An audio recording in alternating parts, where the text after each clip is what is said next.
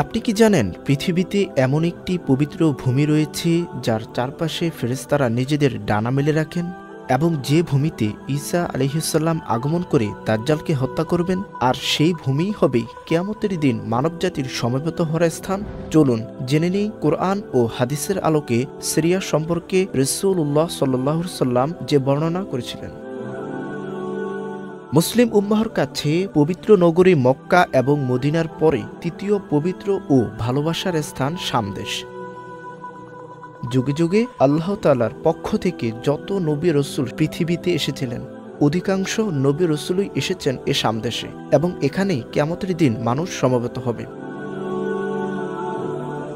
বর্তমান সিরিয়ার প্রাচীন ও ঐতিহাসিক নাম হল শাম।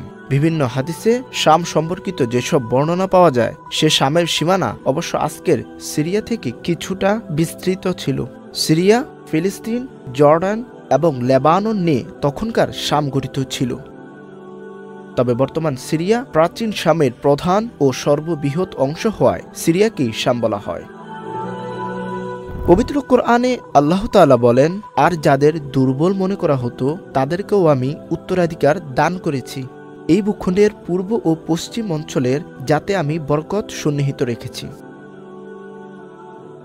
আল্লাহ তাআলা অন্য এক আয়াতে আরও বলেন, পরম পবিত্র ও মহিমাময় সত্তা তিনি, যিনি স্বীয় বান্দাকে রাতের বেলায় ভ্রমণ করিয়েছিলেন মসজিদে হারাম থেকে মসজিদে আকসা পর্যন্ত, যার চারদিকে আমি পর্যাপ্ত বরকত দান করেছি, যাতে আমি তাকে কুদরতের কিছু নিদর্শন দেখিয়ে দিই।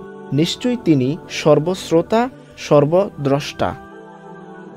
পবিত্র কোরআনের এই দুটি আয়াত সম্পর্কে সকল মুফাসসিররা একমত হয়েছেন যে উল্লেখিত আয়াতে পবিত্র ভূমি এবং বরকতময় ভূমি দ্বারা শামের ভূমি উদ্দেশ্য। রাসূলুল্লাহ সাল্লাল্লাহু আলাইহি ওয়াসাল্লাম শামের প্রশংসা করে বলেছেন, শামের জন্য সৌভাগ্য, কারণ ফেরেশতারা তাদের ডানা দিয়ে এই ভূমিকে আবৃত করে রেখেছে। অন্য একটি হাদিসে এসেছে, কিয়ামত পর্যন্ত একটি দল শামে হকের ওপর অটল থাকবে, তাদের কোনো শত্রু কখনো পরাজিত করতে পারবে না। রাসূলুল্লাহ সাল্লাল্লাহু আলাইহি ওয়াসাল্লাম বলেছেন, যখন শামবাসীরা খারাপ হয়ে যাবে তখন তোমাদের আর কোনো কল্যাণ থাকবে না, তবে আমার উম্মতের একটি দল সব সময় সাহায্যপ্রাপ্ত হবে। নওয়াজ ইবনে সামআন রাদিয়াল্লাহু তাআলা আনহু থেকে বর্ণিত, তিনি বলেন, একদা রাসূলুল্লাহ সাল্লাল্লাহু আলাইহি ওয়াসাল্লাম দাজ্জাল সম্পর্কে আলোচনা করলেন।